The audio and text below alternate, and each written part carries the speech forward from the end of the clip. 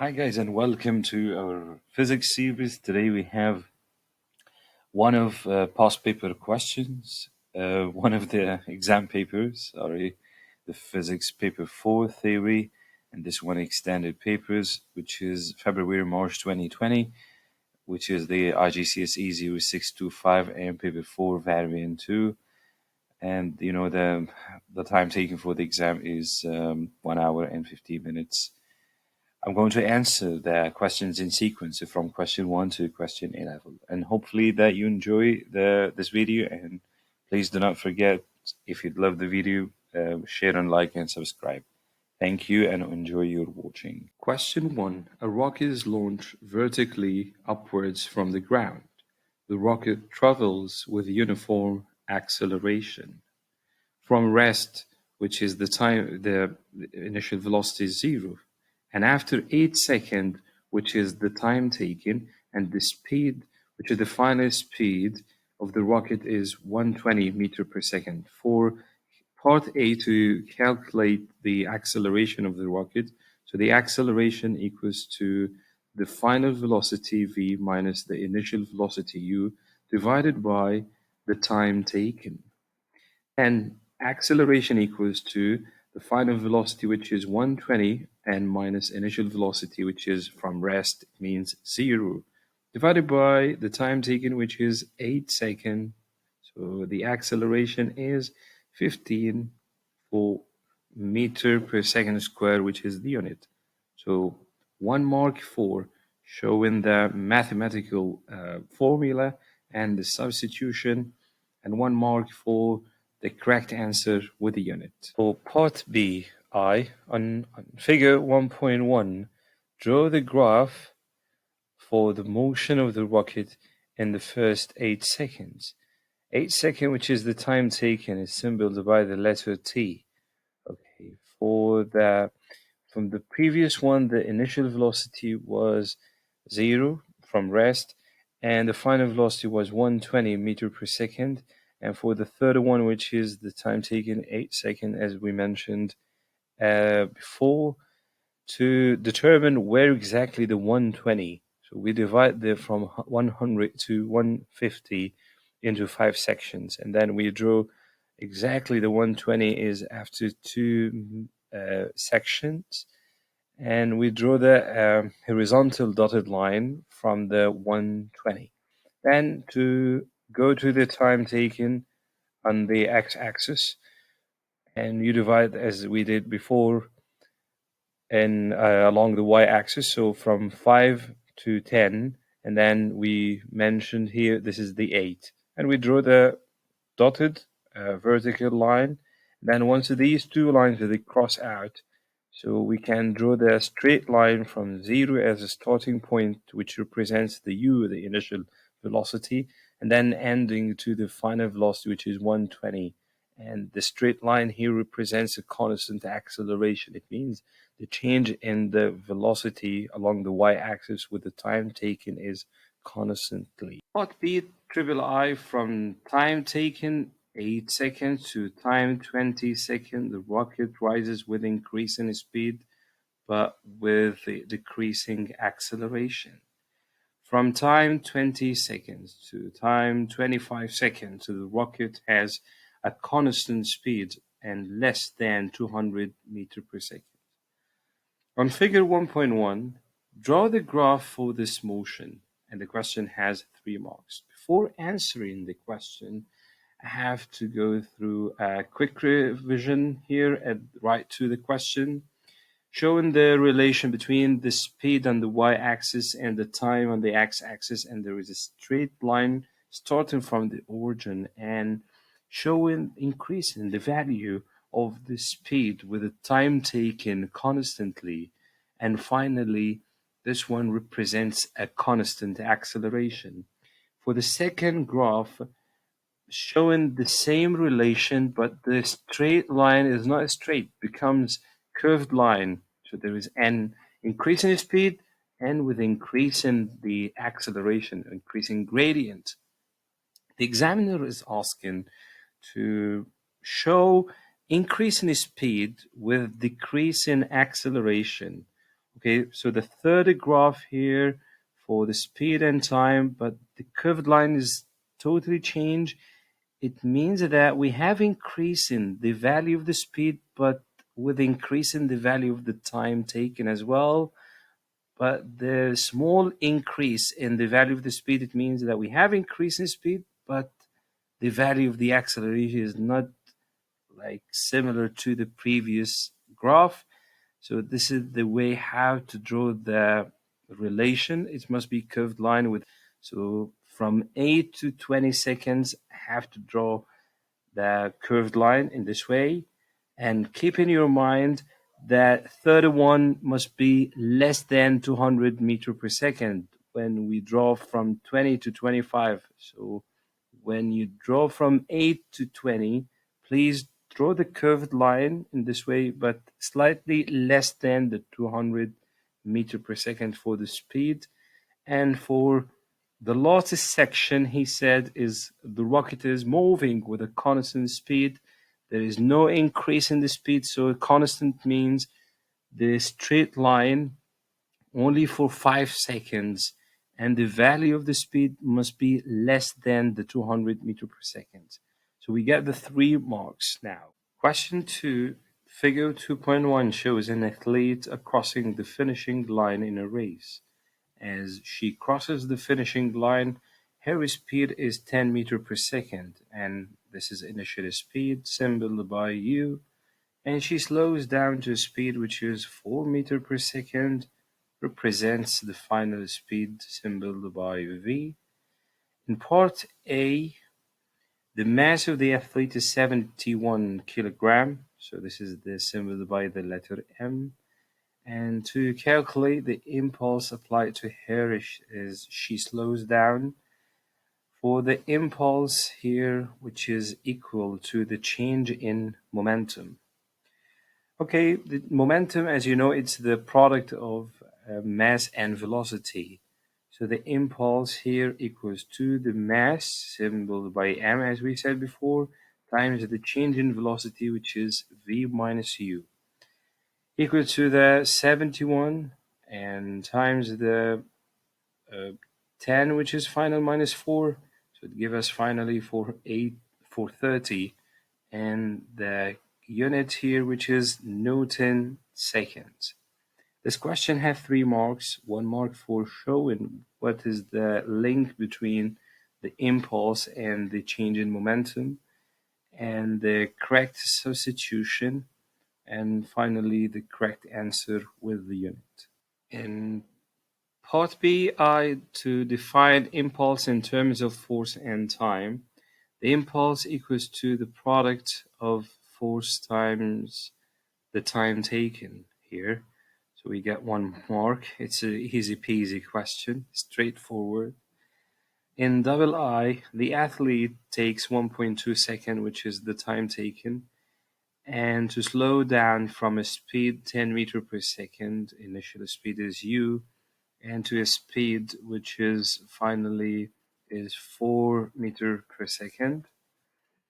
The examiner is directly asking for calculating the average resultant force F applied to the athlete as she slows down.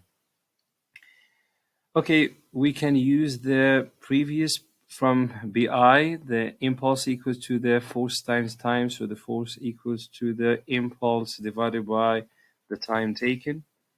Okay, so from where we can get the impulse, if you remember, go back, stop the video, go back a little bit, few seconds. The impulse was calculated in part A, it was 430.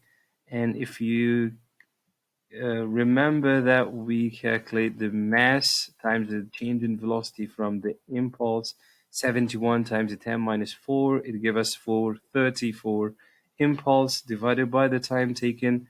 The time taken is already given here is 1.2 seconds.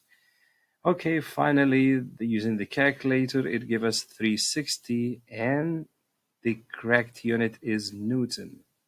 This question has 2 marks, 1 mark for showing the formula with the correct substitution, and the correct unit with the final answer.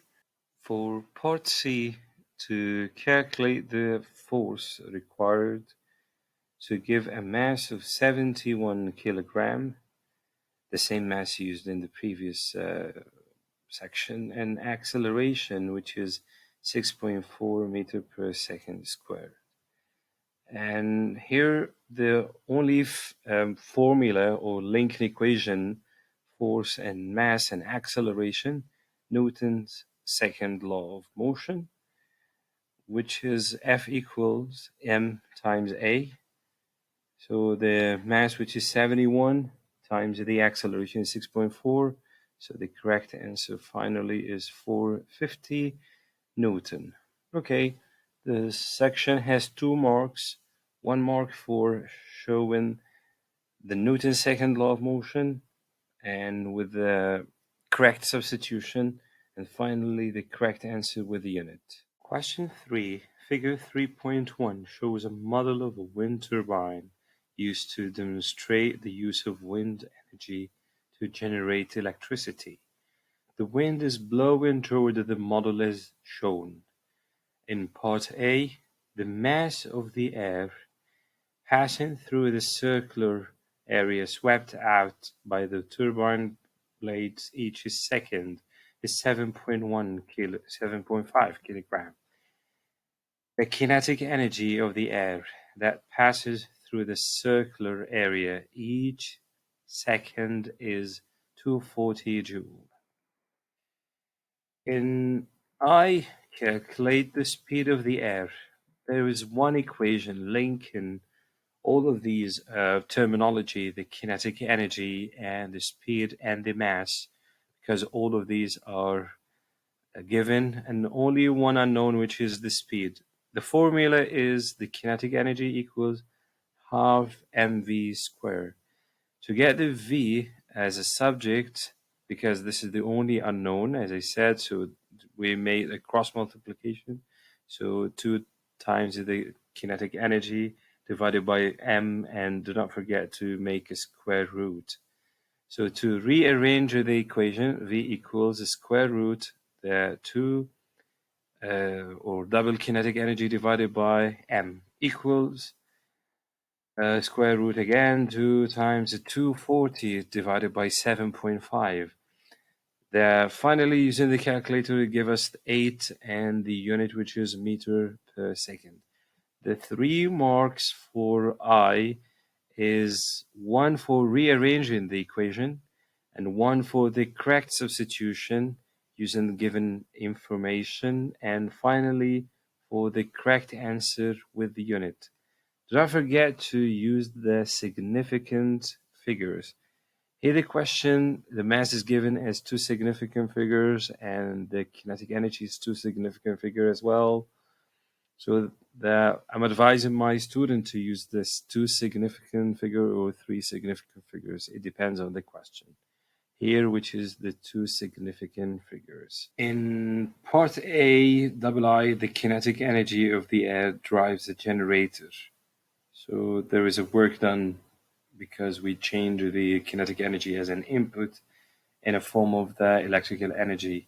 Okay, so the examiner is asking to state the input power passing through the turbine. So there is one formula for calculating the power, which is equal to the energy divided by the time taken.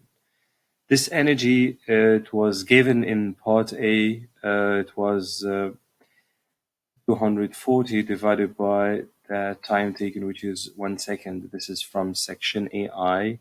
So finally, it gives us the input power, which is 240, and instead of writing joule per second, we use the SI unit, which is watt. So there's 1 mark here for the 240 watt. In section B, the output current of the generator is 2 ampere. So wow, now the examiner changes the question totally.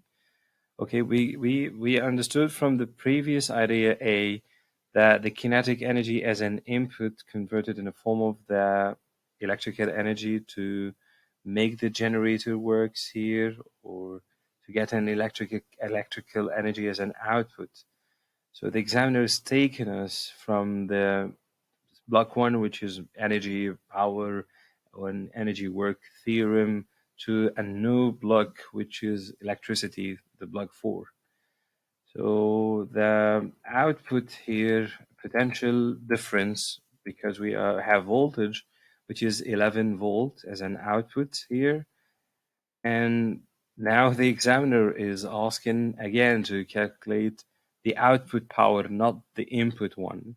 So the output power equals to I times V, which is a new formula linking the electric current and voltage. So I times V equals the 2 for the current, 11 for the voltage. It gives us 22 watts.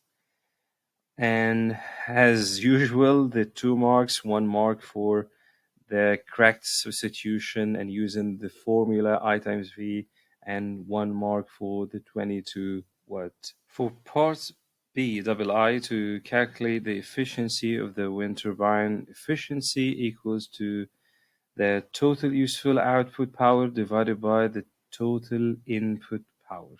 Okay, so which is equal to, if you remember these two numbers we just calculated in the previous two section, A and BI. So the 22 for the electrical one divided by 240, which is the kinetic energy as an input from the winds. And finally times 100, so it gives us the percentage, which is 9.2.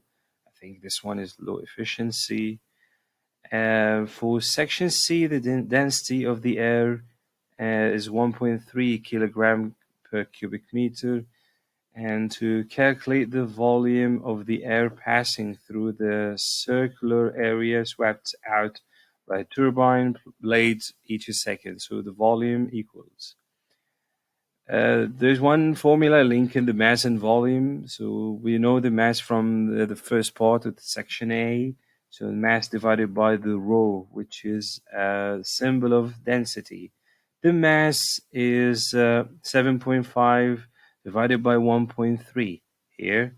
The 1.3 for the density and 7.5 for the mass equals 5.8, and the unit, which is cubic meter. Question 4. Part 8, to define the specific latent heat of fusion of a substance. There's only one formula for calculating or defining the specific latent heat. So this formula is latent heat symbolized by L equals to the Q for the thermal energy, okay, divided by the mass. I'm advising my students to use this formula for defining the specific latent heat. So it's an energy. It depends on two terminologies. So it's a derived scientific terminology from these two symbols or two physical quantities: the Q, which is thermal energy, and the mass. And keep in your mind, this one is not the specific heat capacity. So in the specific latent heat, it doesn't depend on the change in the temperature. So there is no delta T. So the latent heat you can get without having change in temperature. The only change the state itself of the matter itself. State of the matter, so this thermal energy required, so this one to complete your definition, to change what, as I said, they change the state of specific amount, which is 1 kilogram. This one I'm using the denominator now, which is the mass. So the SI unit, which is 1 kilogram. And fusion, it means that you change it from solid state. If you want to say pure solid, no problem for this, to pure liquid or liquid state. And this one happened, you remember this one, it means a change of a state from one form to another one. It means that happened at constant temperature, which is 0 degrees Celsius. And this one, it means that melting point. Okay, so this is the correct definition now. We get 2 marks for showing the thermal energy, this one which is needed to change the state of 1 kilogram of solid into liquid. And this one happened at a specific constant temperature. It means there's no change in temperature. For part B, small pieces of ice at 0 degrees Celsius, which is the melting point, are added to 0.35 kilogram of water. The initial temperature of the water is 24.5 degrees Celsius. So this is the TI. The temperature of the water decreases to 0 degrees Celsius. Yes, this is logically because you already added small pieces of ice. So we're trying to decrease the temperature of this water. And please try to focus on the common sentences. The water loses the 35,000 joule of thermal energy as it cools down, and all of the ice added to the water melts. Okay. Some students, they hurry up and they go through the question without reaching the highest level of understanding or the deep understanding which is going on in the question. So I'm advising you, if you did not get the concept from the first time, so please stop the video and read the question again and again, at least twice. So this water loses 35,000 joule of thermal energy when it goes. It goes to as gaining energy already gained by the pieces of ice, which was at 0 degrees Celsius. And there is a change in its state now. So this heat energy is a latent heat and gained by the ice, and there is no increase in temperature for the ice to already melt. And once it melts, it means that there is, according to the conservation law of energy, the energy neither created nor destroyed, but convert from one form into another form. Yeah, this is according to the conservation. And one more point that this energy already lost by the water, it's not destroyed, it's already gained by the ice to change the ice into added water or water inside the same beaker or wherever. Then the specific latent heat of fusion, he gave us the 3.3 times 10 powered by 5 joule per kilogram. So we might use all of these numbers or values again.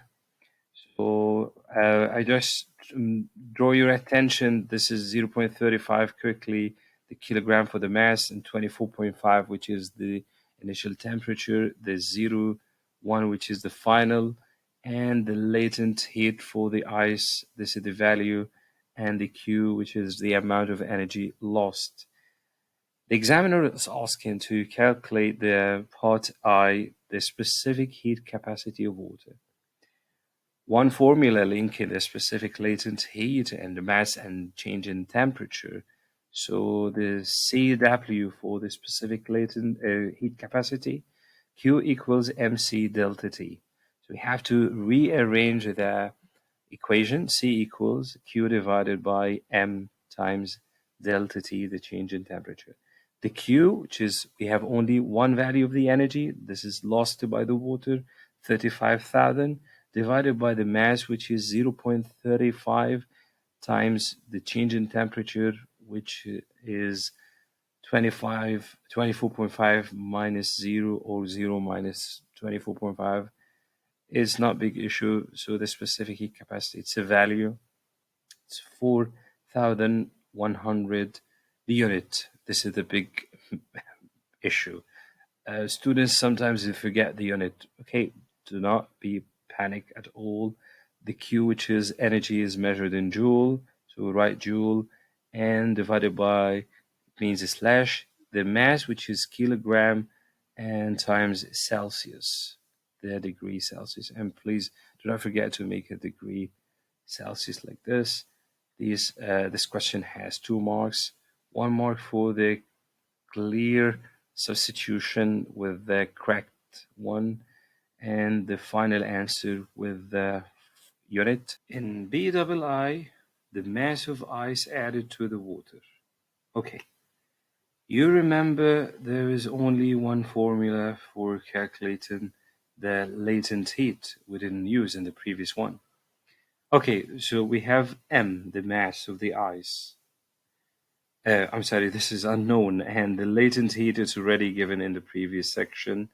And the E, we have to think about this. You remember that I said in the previous section, stop the video and try to read again and again to understand which is going on in the question.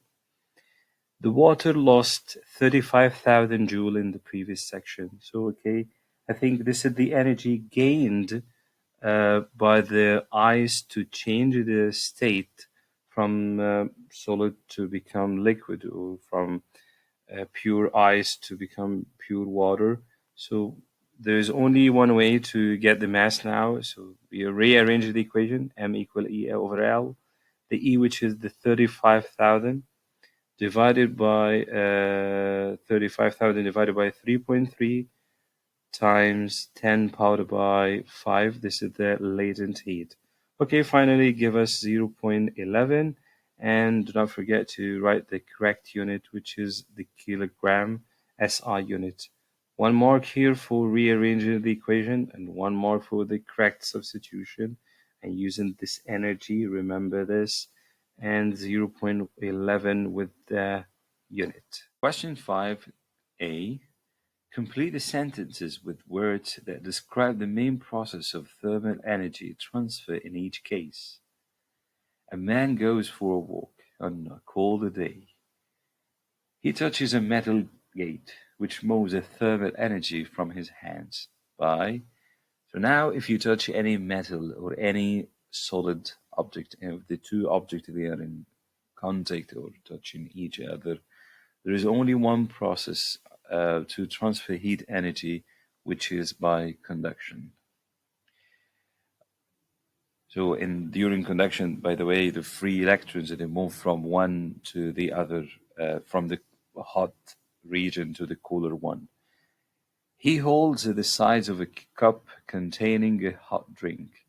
His hands gain thermal energy. And if you touch the cup as well, which is made of whatever, it's solid material.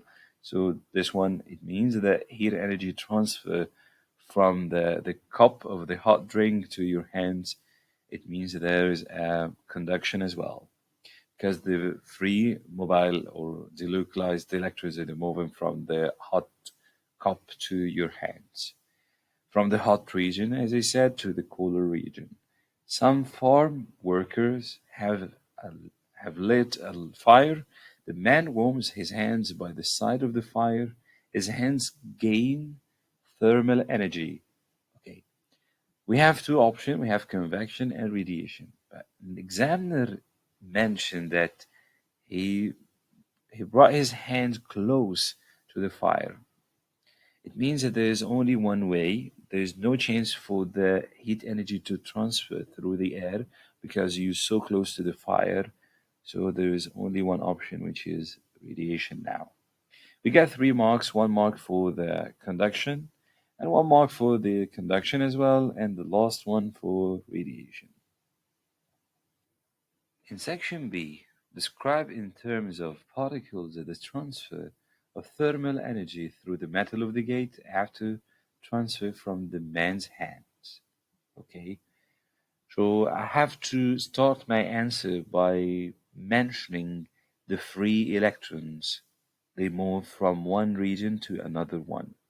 Okay, in this case, we have to think beyond the most energetic electrons or particles, as he said.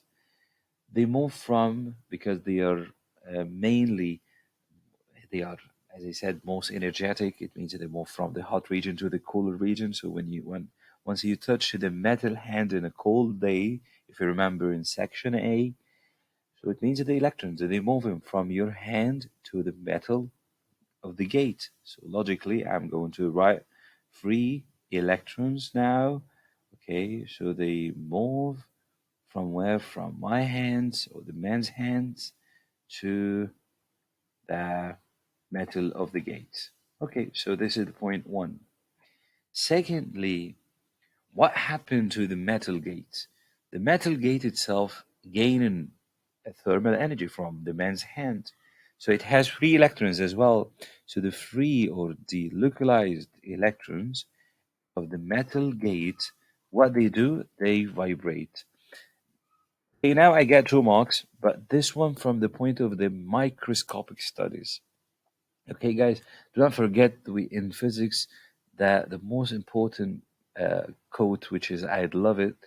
Einstein said, "Imagination is more important than knowledge." Okay, so you have to stick to the point of the imaginative or to be an imaginative person. In section C, figure 5.1 shows a car on a sunny day in a hot country. And this is a windscreen, an object A. The object labeled A is placed inside the windscreen. It is used by the owner of the car to reduce the temperature rise of the air in the car. Bring the most suitable material for the outer surface of the object A and explain your choice. Okay, in this question, we're looking for to place a shiny surface to reflect properly most of heat energy they fallen on the surface. So the correct answer, if we bring in the dull black or dull white and shiny black and shiny white, no, this one is going to be the shiny white. This is the correct answer. So you get 1 mark out of 2. And the explanation for this one is to reduce the temperature rise because it's best reflector of radiation. So this is the best reflector. So I get 2 marks, one for the shiny white and for the word best reflector. This is question 6a, figure 6.1 shows a crassus of water wave moving from left to right in a harbor. And the question 1 or part I on figure 6.1, draw 3 more crassus to the right of a point A. Okay, so after these crassus represent the wavefronts, and if you're not familiar to the wavefronts, it means the line passing through all crassus. The distance between the two successive crassus we name wavelength. The problem of drawing, especially in waves, students sometimes they're not familiar with the phenomena. Here we are in front of diffraction. So the waves, after passing through a narrow gap or a barrier or an obstacle, they become slightly being curved. It depends on some factors like the size of the gap or the once you pass close to the edge or a harbor wall, according to the question here. So we draw the lines like this, slightly curved. So these are the 3 more crassus as the examiner request. And please do not forget after drawing the diffracted waves, here is to draw these rays. They represent the spreading out of waves after passing through or close to the harbor wall. The double I, the examiner is asking to state the name of the wave process that occurs as the wave passes point A. This one is, I already mentioned, is diffraction. Diffraction, it means the spreading out of waves after passing through gap or harbor wall or through close to the edges of any or curved ends. So with this one, it means that we have a change in the shape of wave. There's no change in the wavelength or the frequency. Everything is constant except except the shape of the wave. In part B, figure 6.2 shows the crassus of another wave moving from left to right in a different part of the harbor. This wave moves it from deep water to shallow water. In part I, on figure 6.2, draw an arrow to show the direction of movement of the wave after it has passed into the shallow water. Okay, so we move from the deep water to the shallow water, and these are the crassus, as we said before, represent the wave fronts and the distance between the two, any two successive wave fronts or crashes represents the wavelength. And here in the shallow water, we have a decrease in the wavelength. So the speed decreases as well. Okay. Anyway, in I, he's asking to use this figure and draw on it. So I'm going to draw the incident ray here. This one is the incident one, and I'm using the arrow. Okay. To secondly, you have to draw at the incident point the normal. This one is must be drawn anyway, the normal, which is a perpendicular dotted line at the incident point. And look here, there is this line represents the separate surface between the deep water to the shallow water. Then uh, the examiner is asking to draw the,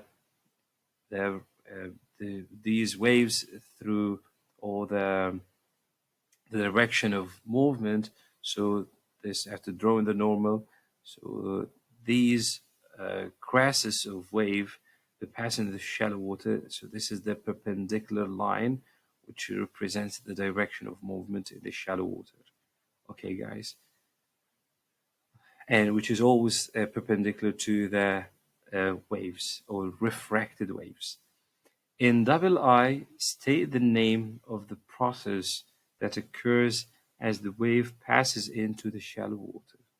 As I said, they are refracted waves, so the name of the phenomena it's refraction. Refraction, it means in physics, it's a physical phenomena which explains there is a change in the speed of whatever is light waves or sound wave or water waves. So do not use the concept of changing the direction, which is preferable to use the idea of a change in the speed. Okay. In triple I, complete table 6.1 to state whether each of the properties of the wave increases, decreases, or stays the same as the wave passes into the shallow water. The table 6.1 shows the three properties: the wavelength, and frequency and speed. I know there is one formula linking these three properties. The v, which is velocity, the speed equals to lambda for the wavelength times the frequency. Okay, shown here at the right. And you remember the previous diagram, what happened? The waves become close to each other in the shallow water. It means the spaces between wave or crashes or wave fronts, they slightly become less than the incident waves. It means the wavelength decreases. So this is the point one. This one, we are sure about this. Okay, the frequency, it means that the number of waves, number of complete vibrations or oscillation, as incident as refracted, they are similar. There is no change at all in this example. So the frequency stays the same, the number of oscillation does not change. The third point, if we have in any mathematical calculation, if one factor changes, then the second one is constant, the third one must be affected by the wavelength now, which is the velocity, so the speed. So the speed of the wave decreases and we get 3 marks. 1 mark for the wavelength, and the second one for the frequency, and the third one for the speed. In question 7a, figure 7.1 shows a conversion lens and the image I formed when an object is placed to left of the lens, and the principal focuses are labeled A and B. So these are the principal focus. You could say 1, and this is B, which is at the right is 2, and the center of the lens is labeled C, so this is the center. In I, on figure 7.1, draw 2 rays to locate the position of the object, and draw the object and label it O. So the question is asking for 3 marks to draw 2 rays and draw in the object as well with the label O. Okay, No problem. I'm going to use the eye now, and I'm going to draw it in the opposite way. How can I draw it? Okay.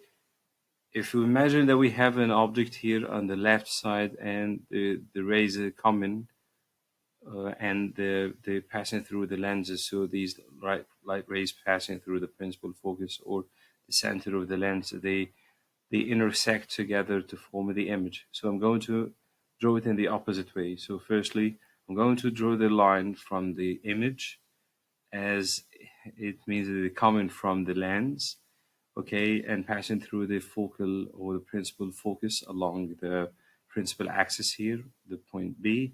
Then I'm going to draw the parallel light ray because the light rays, they come in parallel from the left side, so and then being refracted and passing through the principal focus. And the second ray, if I want to draw it from the center, there's no refraction.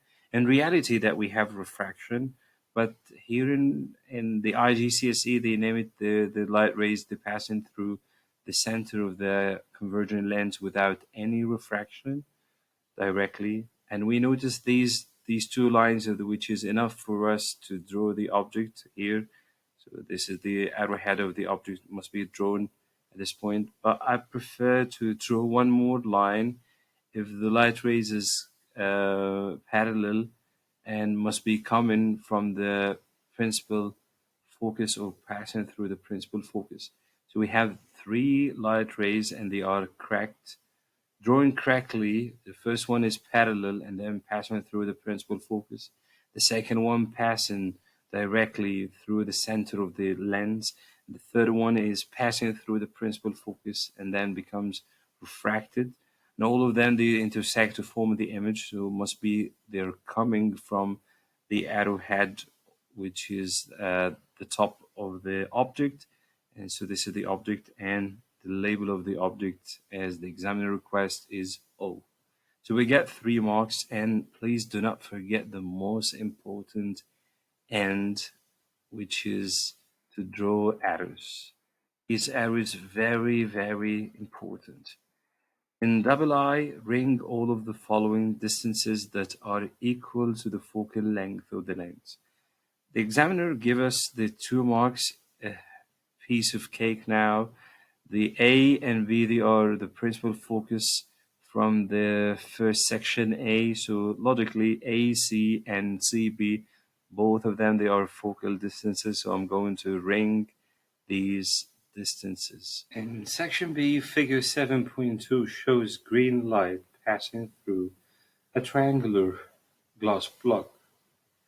The red light enters the triangular glass block shown in figure 7.2 along the same path as the green light.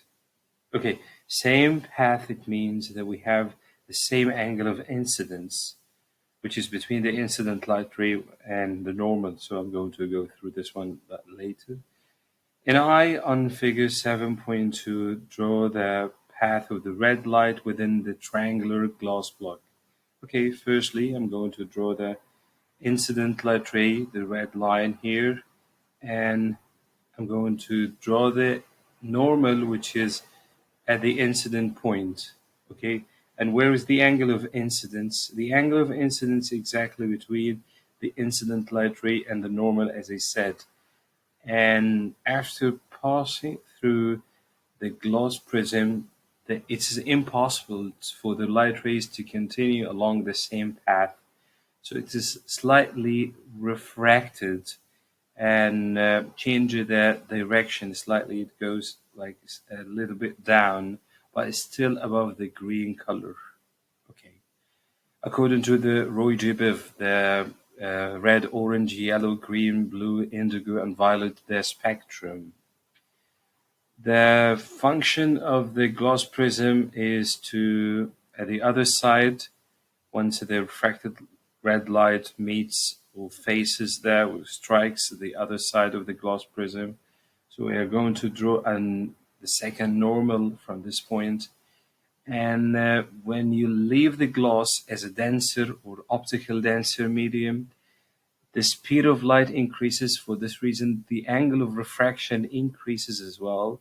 But here, sometimes the examiner or the physicist, they named the angle, now it's angle of emergence, because you leave in the glass prism. Okay, this angle anyway is going to be greater than the angle here between the refracted ray and the normal. So it's the impossible for the light rays to go along its path, so it refracts away from the normal. So, and this is the red light. Figure 7.3 shows green light passing through a rectangular glass block. And now the red light enters the rectangular glass block shown in figure 7.3. So this is figure 7.3 now. Along the same path, as I said, again, it's with the same angle of incidence. So we have two questions on figure 7.3. The examiner is asking for two things. Firstly is to draw the path of red light within the rectangular glass block, and the second mark for drawing the path of the red light after leaving the rectangular glass block. Okay, so in the first one, he said along the path of the red-green light. So I'm going to draw the red light as it is here, and it strikes the one of the side of the rectangular glass block. So I have to draw the normal, as I said before, and the impossible for the red light to continue along the same path of the red light as an incident. No, here it's slightly been refracted and with a smaller angle of refraction, so slightly closer to the normal. But keep in your mind that the glass prism affecting on the green light more than the red light. So for this reason, still the angle of refraction for the red more than the green. Okay, so one more point. To the red light strikes the other side of the rectangular glass. So we have to draw another normal, and do not forget the arrows, because I forgot in the previous section to draw the arrows through the glass prism and after leaving the glass prism. Here I'm going to draw the normal, which is the perpendicular dotted line, and the light ray as a red light leaving the surface and making a greater angle of emergence or angle of refraction here, leaving the surface, and which is bending away from the normal. But one more point is the as you enter, as you leave. Why? Because these sides of the glass rectangular one, they are parallel to each other. So for this reason, the incident light ray must be parallel to the emergent one. Okay, this one. So please do not forget, if these sides they are parallel to each other, so the incident light ray must be parallel to the emergent light ray. This one is not only for the red. If you look at the green one, is parallel to the emergent one. The emergent is parallel to the incident. Question 8, figure 8.1 shows a circuit, and the lamp has a resistance of 3 ohm. This is the lamp, and I said it's R1. Okay, and line XY represents a uniform resistance wire of resistance 6 ohms. So this is XY, which is length 2 meters and has a resistance 6 ohm. And I said its symbol is R3. And there's one more resistance is connected in series, which it means end to end. It has 2 ohm, which is symboled by R2. So these R1 and R2 and R3, these I wrote them to make it simple for me to calculate the reading on a meter. Okay, the question has 2 marks. So firstly, I can use the voltage and these resistors to get the current or the reading of the ammeter here.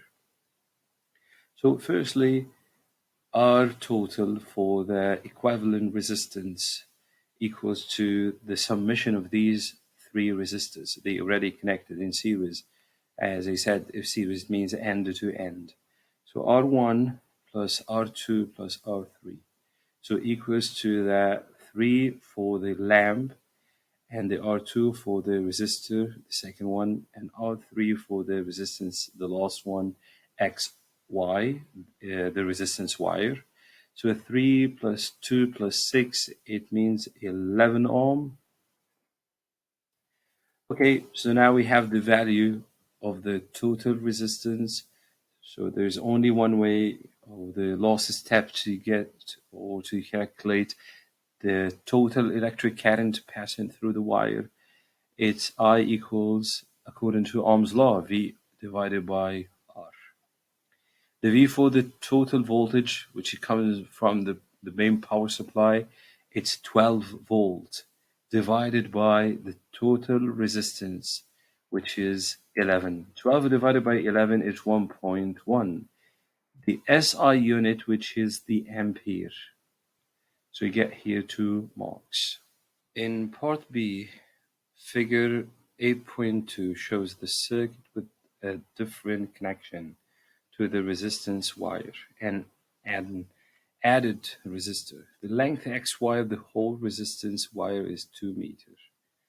The contact is made at Q, where the distance XQ is 0.6 meters. Now the examiner is asking to calculate the resistance of the circuit, means the total resistance or the equivalent resistance. These are the terminologies the examiner is using them to express for calculating the total resistance. So the question has 4 marks. Okay, how can I get the full 4 marks? Okay, firstly, I'm going to start from the complicated part, which is calculating the resistance, which is XQ, because it's a small section out of the total resistance of the XY. Okay. As you know, the resistance is directly proportional to the length. It means that if you think about the 0.6 now, it's a small section out of the total resistance XY, the whole wire. And I know the value of the XY from the previous one. It was 6 meters, 6 Newton, 6 ohm, I'm sorry. So we have the total length and the equivalent resistance for the XY, and we have the length XQ, which is 0.60, but we don't know the value of the resistance itself of the XQ. Okay, so I think if we use the formula of the ratio, like R for XQ for the small section, and as a function of the length, because they are directly proportional, divided by the RXY for the whole wire or resistance wire, and XY for the distance itself, which is 2 meters.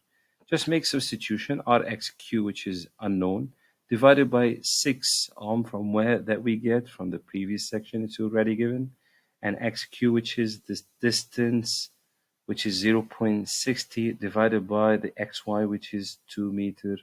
Here, as shown, it's 2 meters. Okay, we use the cross multiplication. RXQ equal 0.60 times 6 divided by 2 equals 1.8 ohm. Now there is no problem for the RXQ.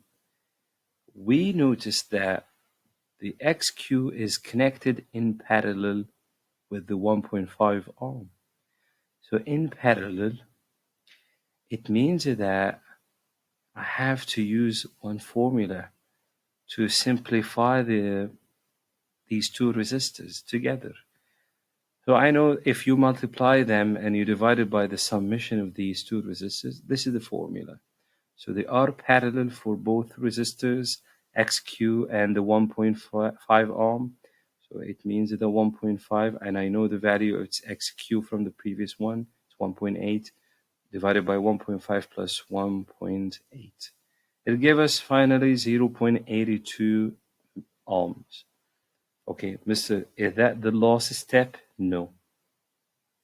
What else? You have to This is the total, which is the total parallel resistors must be added to the 2 ohm and to the 3 ohm for the lamp, because all of them, they are connected now, it's end to end, and they are in series.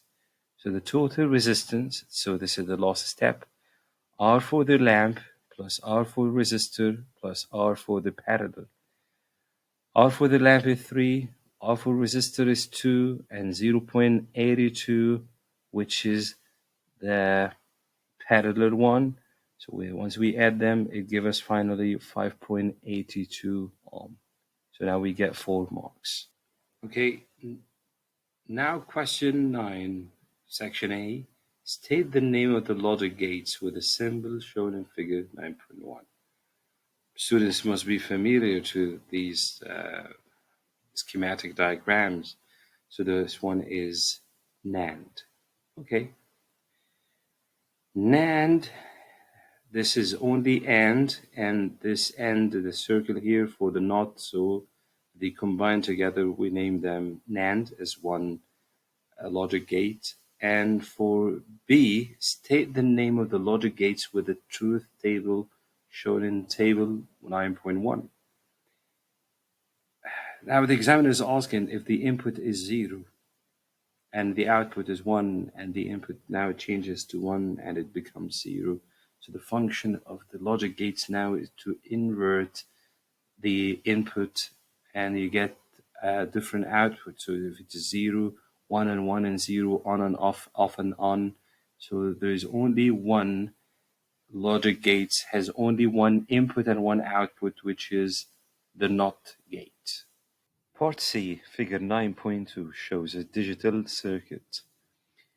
Complete the truth table in table 9.2 for the circuit for all possible combination of input.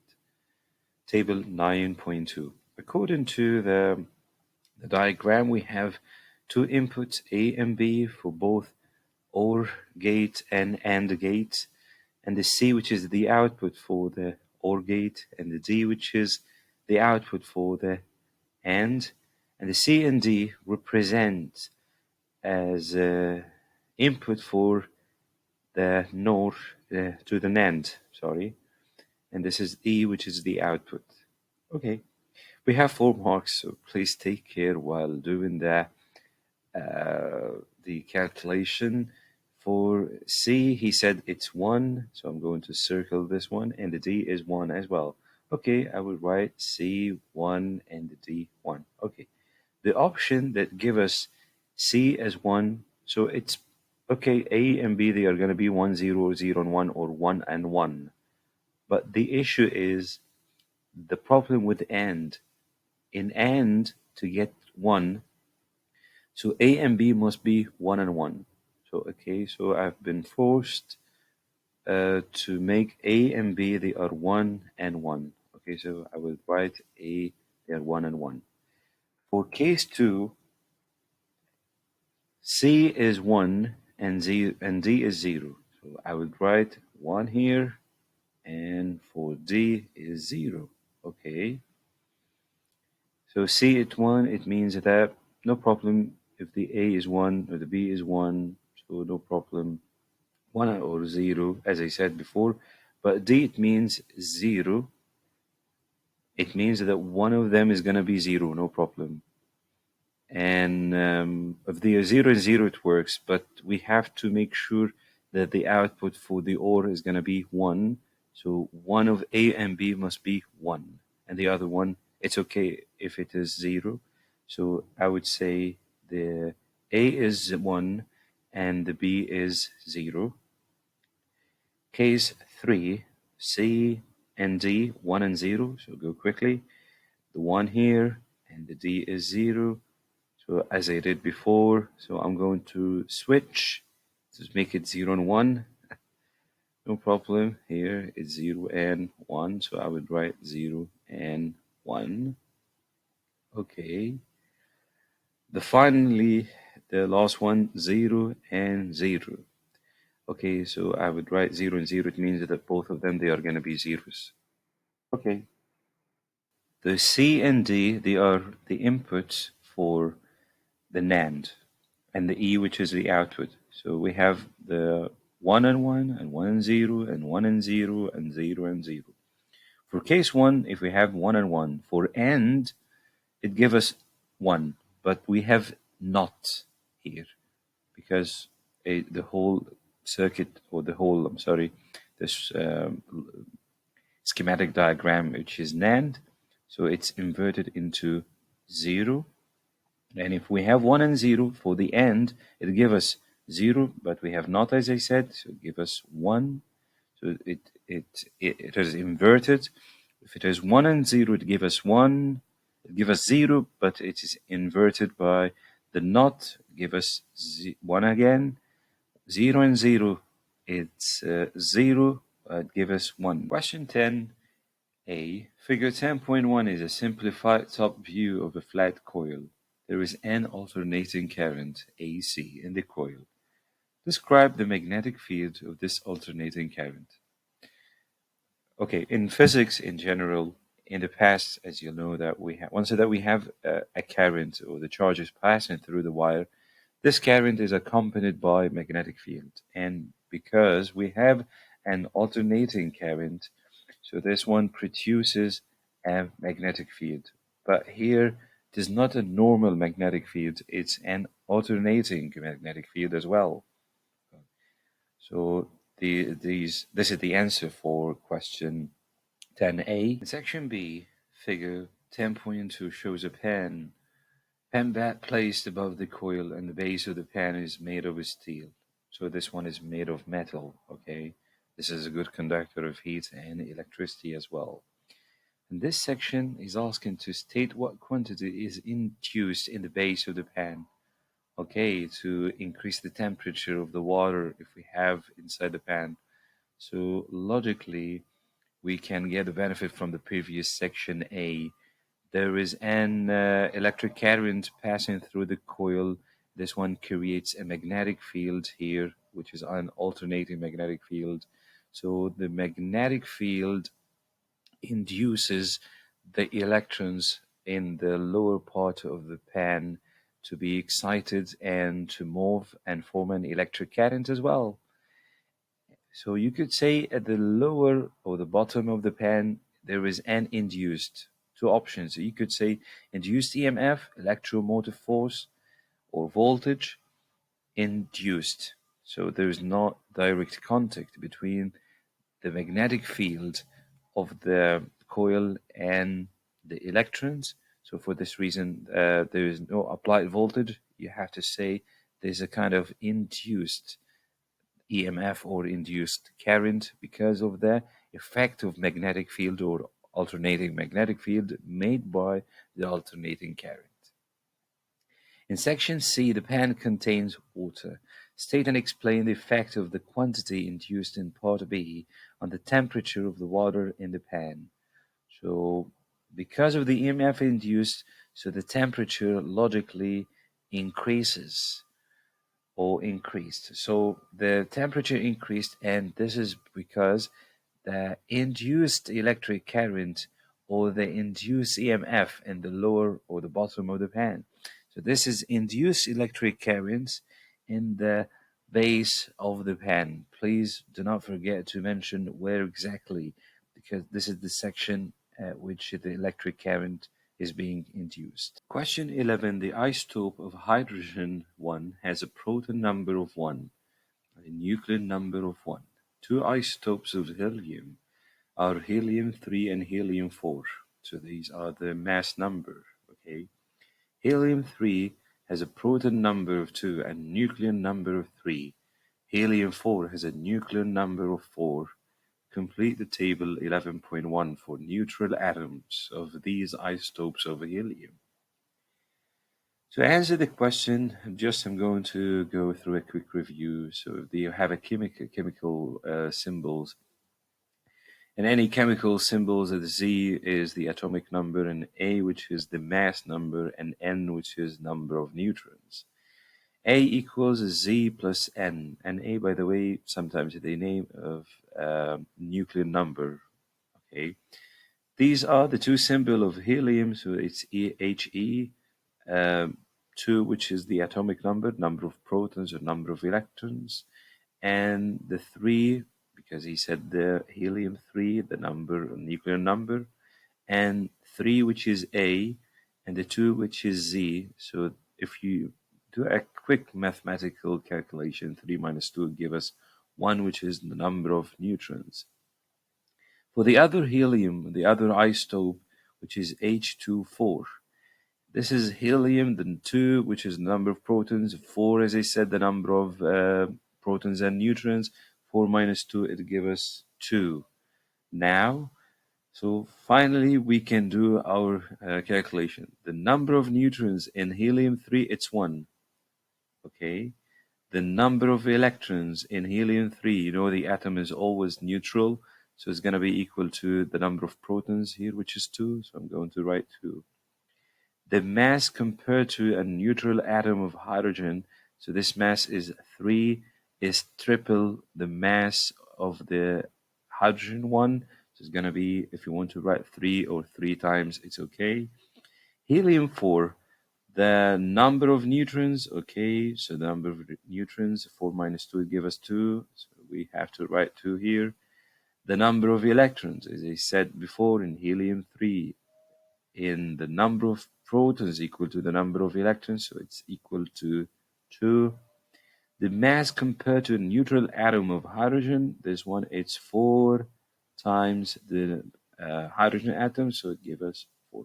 So now we get the 3 marks. In section B, an experiment takes place in a laboratory shielded from all background radiation. A sample of radioactive material is wrapped in aluminum foil of thickness 0.1 millimeter. A detector of ionizing radiation placed 1 centimeter from the foil records a reading. A piece of aluminum of thickness 5 millimeter is placed between the detector and the foil, and then the detector reading drops to 0. I think that the type of radiation after placing the aluminum thickness 5 millimeter foil stopping this type of radiation. So we have 3 types of radiation. All of us were familiar with them: the alpha particles and beta particles and gamma radiation. Okay, anyway, the examiner is asking to state which type of radiation and explaining that this type of radiation which is passing through the aluminum foil. Okay, we have 3 marks. We have to determine, and 1 mark, and the other 2 marks for the explanation.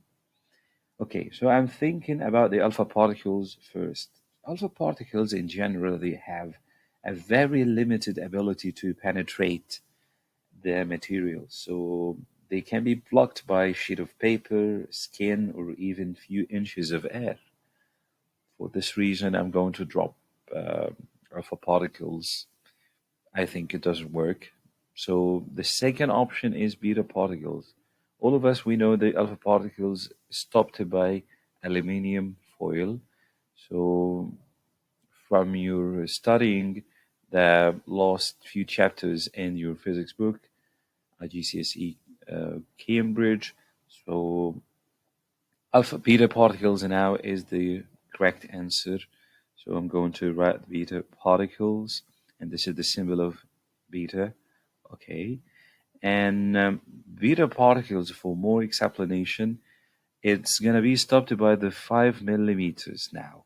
So this one, it means that would be stopped by the 5 millimeter thickness of the aluminum foil. And the last option for the gamma rays, we know the gamma rays, it's type of radiation, it's an electromagnetic waves, has a highest level of penetrating the material or penetration. So the alpha particles, the gamma radiation would not be stopped by the alpha particle, will be stopped by the 0.1 millimeter in case 1. As I said, stopped by the air or skin, a few inches in air. And for gamma radiation wouldn't be stopped by the aluminum. It's always reduced by the lead. Okay, so we get 3 marks, and 1 for the type of beta particles, and 2 marks for the explanation.